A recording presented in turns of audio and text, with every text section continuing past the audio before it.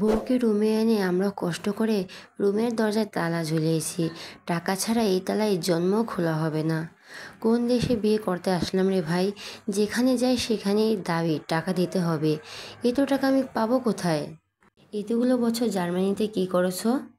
শোক পালন করেছি। কিসের শোক? সে মেলা বড় কাহিনী। এই কাহিনী বলতে বলতে আমার বাসর রাত শেষ হয়ে যাবে। বাসি রাত চলে আসবে। টাকা না দিলে বাসি রাতই পালন করতে হবে। আমার কাছে টাকা নেই, সত্যি সত্যি।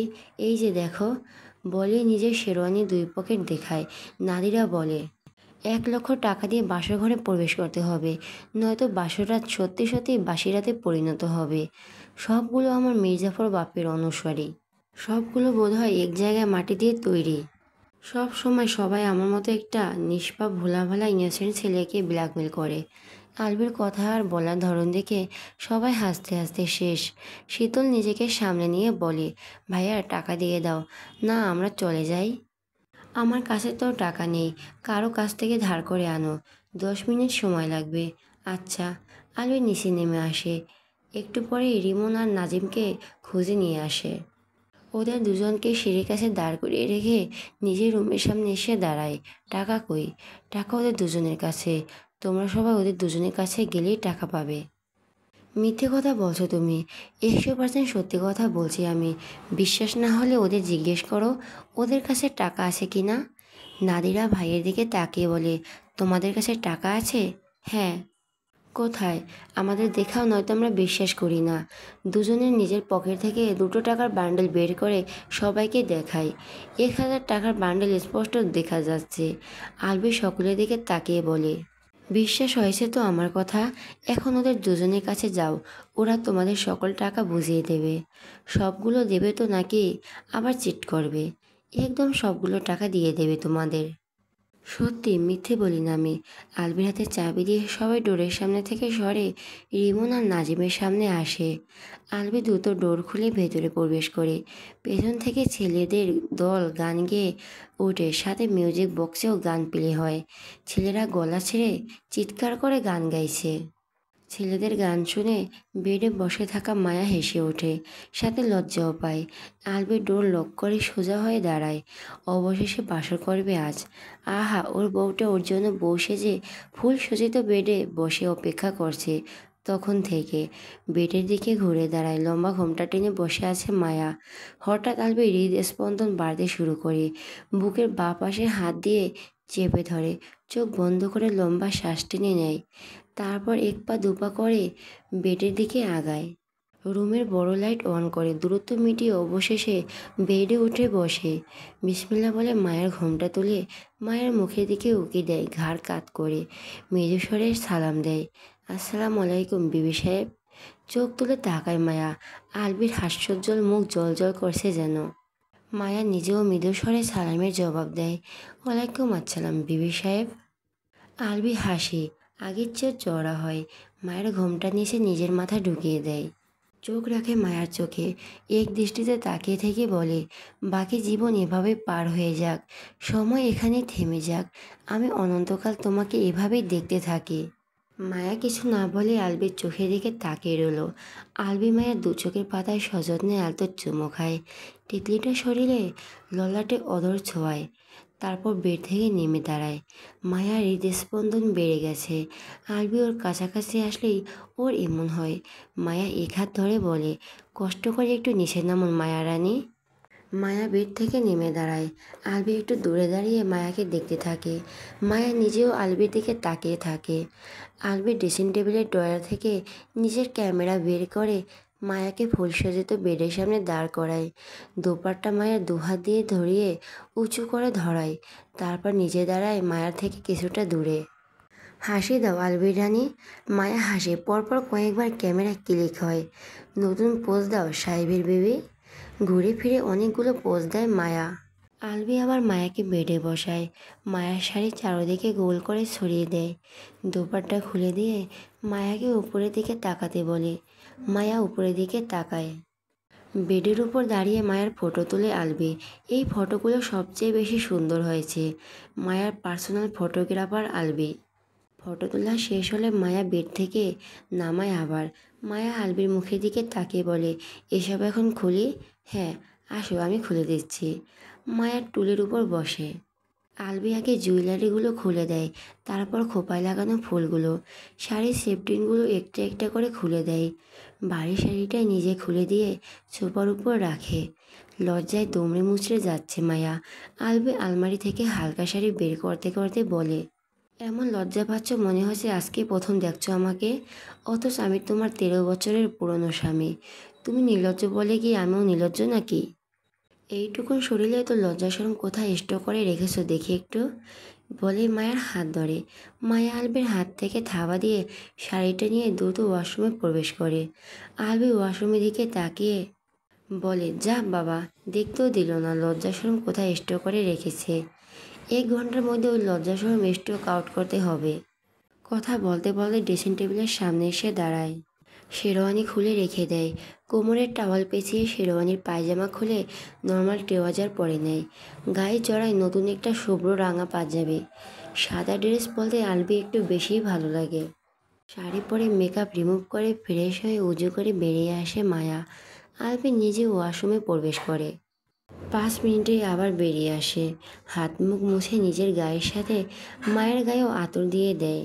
আগে পিঠে করে জায়নামাজ বিছিয়ে দেয় মায়া। আলবির সামনে দাঁড়ায়, পেছনে দাঁড়ায় মায়া। 2 রাকাত নফল নামাজ আদায় করে উঠে দাঁড়ায় দুজনেই। জায়নামাজ ভাঁজ করে তুলে রাখে আলবি। মায়াকে বেডে গিয়ে বসতে বলে, নিজের গায়ের পাঞ্জাবি খুলে রাখে। আলমারির ভেতর থেকে ছোট একটা বক্স বের করে উদাম গায়ে মায়ার কাছে এগিয়ে আসে। বড় লাইট অফ করে বেডে উঠে বসে। ডিম লাইট আর ক্যান্ডেল লাইট নীল আলোতে মায়ের মুখশ্রী আরও মায়াময় হয়ে উঠেছে। বক্সটা মায়ের হাতে তুলে দেয় আলবি। কি আছে বক্সের ভেতর? খুলে দেখো। আলবির দিক থেকে দৃষ্টি সরিয়ে বক্সের দিকে দৃষ্টি দেয় আবার। বক্সের উপরে ঢাকনাটা খুলতেই বক্সের ভেতরের লাইট জ্বলে ওঠে। এই মুহূর্তটা পুরো স্বপ্নের মতন লাগছে মায়ের কাছে। বক্সের ভেতর থেকে আংটিটা বের করে মায়ের আঙ্গুলে পরিয়ে দেয় আলবি। তারপর হাতের উল্টো পিঠে চুমো খায়। ট্রাউজারের পকেটে হাতুড়ে স্বর্ণের চেনটা বের করে চেনটা নিজেই পরিয়ে দেয় মায়ের গলায়। সবশেষে মায়ের মুখের সামনে হাত পাতে আলবি। মায়ের চোখের দিকে তাকিয়ে বলে, এবার আমার গিফট দাও। মায়ের চোখ মুখ অসহায়ত্ব ফুটিয়ে তুলে বলে, আমি তো তোমার জন্য কোনো গিফট আনিনি। কেন আনুনি? বাসরাতে হাজব্যান্ডকে গিফট দিতে হয় সেটা তো আমি জানতাম না, কেউ তো বলেনি। এ তো বড় একটা গিফট, থাকতে আলাদা কোনো গিফটের প্রয়োজন নেই আমার। বড় গিফট? তুমি নিজেকেই গিফট করে দাও আমাকে। তোমার চেয়ে বড় গিফট এই দুনিয়ায় আমার জন্য আর কি আছে? সারা জীবনের জন্য তোমাকে গিফট করে দিলাম পুরো আমিটাকেই। আলবি এক ঝটকা মায়াকে টেনে আনে নিজের অতি নিকটে। মায়ের কোমর পেঁচিয়ে ধরে এক হাতে। মায়ের ঘাড়ে মুখ গুজে আলতো চুমু খেয়ে বলে, গিফট অ্যাকসেপ্ট করে নিলাম অনন্তকালের জন্য। ফরজের নামাজ শেষ করে মায়ের কোলের উপর মাথা রেখে লম্বা হয়ে শুয়ে পড়ে আলবি। মায়া আলবিকে সরিয়ে দেওয়ার চেষ্টা করে বলে, ওঠো, বিছানায় গিয়ে ঘুমাও। এখানেই ঘুমাবো আমি। আমার ঘুম পাচ্ছে এখন, আর তাকিয়ে থাকতে পারছি না। সারা রাত একটু চোখ বন্ধ করতে দাওনি তুমি। আলবি শোয়া থেকে উঠে দাঁড়ায়। মায়া নিজেও উঠে দাঁড়িয়ে জায়নামাজ দুটো ভাঁজ করে আলমারিতে তুলে রাখে। ভেজা চুলের খোপা খুলে দিয়ে বেডে উঠে শুয়ে পড়ে। আলবি ফ্যান অফ করে লাইট অফ করে দেয়। তারপর নিজেও বেডে উঠে মায়াকে জড়িয়ে ধরে শুয়ে পড়ে। মায়া আলবির বুকে মুখ গুজে চোখ বন্ধ করে রেখেই বলে, এসি তো অন করাই আছে, তাহলে আবার ফ্যান অন করলে কেন? ফ্যানের বাতাসে চুল শুকিয়ে যাবে, আলাদা করে আর শুকাতে হবে না। ভীষণ শীত করছে এখন। ফ্যান না হয় এসি, দুটার একটা বন্ধ করো। আলবি শোয়া থেকে উঠে বসে। পায়ের নিচ থেকে ব্ল্যাকেট তুলে গায়ে জড়িয়ে নেয় দুজনের। তারপর আবারও মায়াকে শক্ত বাহুবন্ধনে আবদ্ধ করে বলে, এখন আর শীত করবে না। মায়ার ঘুম ভেঙে যায়। আগের মতো করেই ধরে রয়েছে আলবি। এক হাত বের করে নিজের ফোনটা হাতে নেয়। পাওয়ার বাটন চেপে টাইম দেখে নেয়। আলবির হাত সরিয়ে দিয়ে উঠে বসতেই আলবির ঘুম ভেঙে যায়। শুয়ে শুয়ে মায়ের কোমর এক হাতে জড়িয়ে ধরে চোখ বন্ধ রেখে ঘুম জড়ানো গলায় বলে, উঠেছ কেন? ওঠো, 8টা 12 বেজে গেছে। শুয়ে থাকো, এখন উঠে কি করবে? তুমি শুয়ে থাকো, ছাড়ো আমাকে।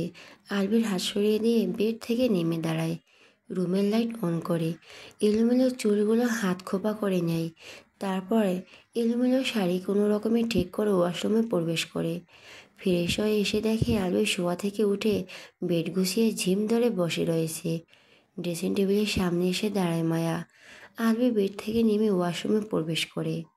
কয়েক মিনিট পরেই ফ্রেশ হয়ে বেরিয়ে আসে। টাওয়াল দিয়ে হাত মুখ মুছতে মুছতে মায়ের পেছনে এসে দাঁড়ায়। টাওয়ালে সোফার উপর ছুঁড়ে দিয়ে মায়াকে পেছন থেকে জড়িয়ে ধরে। কি করছো? জড়িয়ে ধরেছি। শাড়ি ঠিক করবো আমি, ছাড়ো এখন। ছেড়ে দাঁড়ায় আলবি। রুম থেকে বের হও। কেন? শাড়ি ঠিক করবো আমি। করো, আমি কি বাধা দিচ্ছি নাকি? এই এক মিনিট, তুমি কি আমার সামনে শাড়ি ঠিক করতে লজ্জা পাচ্ছ? এত কিছুর পরেও তোমার লজ্জার স্টক শেষ হয়নি? উল্টোপাল্টা কথা না বলে বের হও এখান থেকে। গিয়ে ভাবিকে আসতে বলো। ভাবিকে কেন আসতে বলবো? শাড়ি পরিয়ে দেওয়ার জন্য। শাড়ি আমি পরাবো তোমাকে। তুমি শাড়ি পরাতে জানো?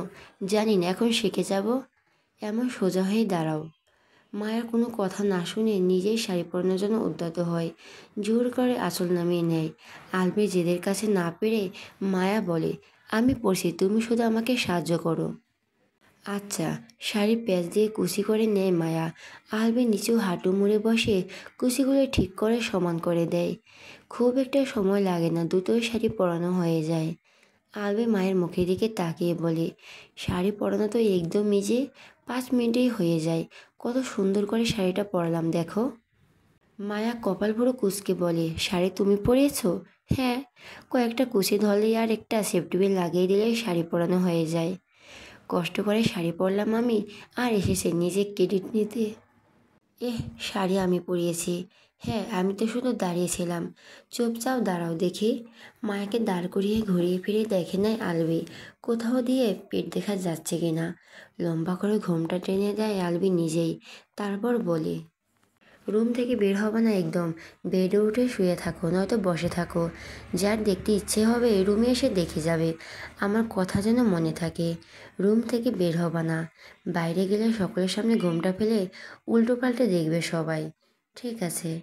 মায়া বেডে উঠে বসে। রুমেই যখন থাকবে তখন এক হাত ঘোমটা টেনে দিতে হবে কেন? আলবির ডোর খুলে রুম থেকে বেরিয়ে যায়। আলবির ড্রয়িং রুমে আসতেই শীতল নাদিরা সহ বাকি মেয়েরা আলবিকে ঘেরাও করে ধরে। আলবি কপাল ভরে কুঁচকে বলে, এখন আবার কোন দাবিতে টাকা চাই? ড্রয়িং রুমে থাকা সকলে ওদের দিকে তাকায়।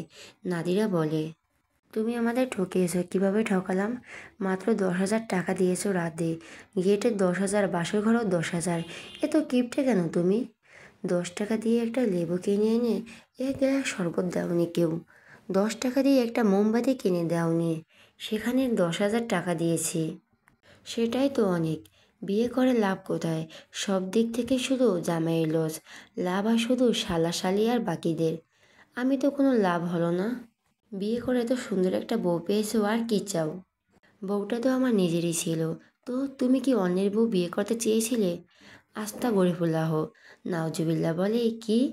আমি কেন অন্যের বউ বিয়ে করতে চাইবো? তোমার কথা শুনে তো তাই মনে হচ্ছে। কথা বলতে বলতে গলা শুকিয়ে কাঠ হয়ে গেছে। গলাটাই ভেজে নিই, তারপর বাকি কথা বলছি। Side please. সকালের মাঝখান থেকে বেরিয়ে সোফা এসে বসে নানার পাশে। মায়ার নানা নালবি থেকে তাকে মৃদু স্বরে বলেন, জামাইয়ের চোখ মুখের এই হাল কেন? সারা রাত ঘুমায়নি নাকি?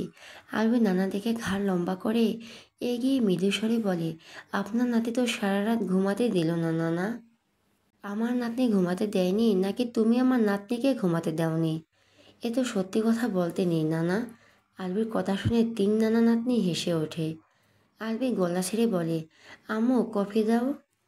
মায়ার নানি সোফার দিকে এগিয়ে আস্তে আস্তে বলেন, মায়া কোথায়? আলবির নানি শাশুড়ির দিকে তাকিয়ে বলে, রুমে। রুমে কেন? প্রতিবেশীরা আসছে ওকে দেখার জন্য। রুমে গিয়ে দেখে আসুক, যা দেখতে ইচ্ছে করে। আর কোনো পুরুষ যেন ওই রুমে না যায়। নানি আলবির দিকে তাকিয়ে আবার প্রতিবেশীদের দিকে তাকায়। ওরাও একসময় সুযোগ পেলে মায়াকে কটু কথা শুনিয়েছিল। দুপুরে পার্লার থেকে গতকালকের মেয়েটা এসেছে মায়াকে সাজানোর জন্য। মায়া শাওয়ার নিয়ে খেয়ে চুল শুকিয়ে তার অপেক্ষায় করছিল এতক্ষণ। মেরুন রঙের লেহেঙ্গাটা ওয়াশরুম থেকে পরে আসে মায়া। মেকআপ শেষ করে গোল্ডেন কালারের হিজাব বেঁধে দেয়। হিজাবের উপরে ছোট ছোট হোয়াইট স্টোনের পিন লাগিয়ে দেয়। পিনগুলো লাইটের আলোয় ঝিকমিকি করছে। সাজানো শেষ করে মেয়েটা নিচে চলে যায়। আলবি নিজের রুমে প্রবেশ করে। রুমে মেয়ে মানুষ দিয়ে গিজগিজ করছে। আলবিকে দেখে অর্ধেক মেয়ে বেরিয়ে যায়। আলবি মায়ের দিকে তাকায়। ওর কল্পনার চেয়ে বেশি সুন্দর লাগছে মায়াকে। আলবি নিজের ড্রেস বের করে আলমারির ভেতরে থেকে তারপর ওয়াশরুমে প্রবেশ করে। মায়া হেঁটে এসে বেডে বসে। শাড়ির চেয়ে লেহেঙ্গাটা বেশি ভারী। 3টা বাজতেই আলতাফ মাহমুদ আলবির রুমের সামনে এসে গলা খাকিয়ে দেয়। আলবি বুঝতে পেরে রুম থেকে বেরিয়ে আসে। আলতাফ মাহমুদ ছেলের দিকে তাকিয়ে বলেন, মায়াকে নিয়ে নিচে আসো, এখন গেস্টরা সবাই চলে এসেছে। আলবি মায়ার হাত ধরে রুম থেকে বেরিয়ে আসে। গতকাল অনেক গেস্ট আসেনি, তারা সবাই আজকে এসেছে। স্টেজের দিকে এগিয়ে যায় দুজন, একে অপরের হাত ধরে। সবাই ওদের দুজনের দিকে তাকিয়ে আছে। মায়ার পরনে মেরুন রঙের lehenga, Albi black coat pant পরেছে। দুজনকে পাশাপাশি অনেক সুন্দর লাগছে। এরা দুজন যেন একে অপরের জন্যই তৈরি। হেঁটে এসে স্টেজে উঠে দাঁড়ায়। সকলে তাকিয়ে দেখে দুজনকে। সবাই প্রশংসাও করে। চেয়ারে বসার সময় আলবি আস্তে আস্তে বলে, এদিক দেখাদেখি দ্রুত শেষ হলে বাঁচি। সকলের পর আর বউকে আদর করার সুযোগই পেলাম না। বউকে 6-7 দিন আদর করে পোষাবে না, নিজের সাথে করে নিয়ে যাব, এটাই ফাইনাল। রাত 8টায় আলবি গান গাইতে গাইতে সিঁড়ি বেয়ে নিচে নামছিল। মাইক পেছন পেছন আস্তে আস্তে শুনে ফেলে। আলবির গান, যদিও আলবি আস্তে আস্তে গানটা গাইছিল। মাহিত আলবিকে বলে, তুমি নাকি ভালো হয়ে গেছো, এখন আবার গান গাইছো দেখছি।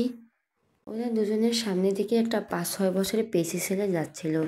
মাহিদ ওর কথাগুলো শুনতে পেয়েছিল স্পষ্টই। আলবি কিছু বলবে তার আগে ছেলেটা বলে, তোর বাপে চালায় অটো, তোর মায় চালায় হুন্ডা, তোর 14 গোষ্ঠী গুন্ডা। ছেলেটার গান ছাড়া হোক বা কবিতা, দুই ভাই শকড। অবাক হয়ে একে অপরের মুখের দিকে তাকায় দুই ভাই, তারপর আবার ছেলেটার দিকে তাকায়। মাহিদ বলে, এই সব কার কাছে শিখেছিস? মাইনের কাছে। তুই কাকে বলি এগুলো? তোমাকে, বলে ভোদর ছেলেটা। মাহিদ নিজেও ছেলেটার পেছনে দৌড়ে যায়। আজকে ধরতে পারলেই হলো, হুন্ডা গুন্ডা সব বের করে দেব।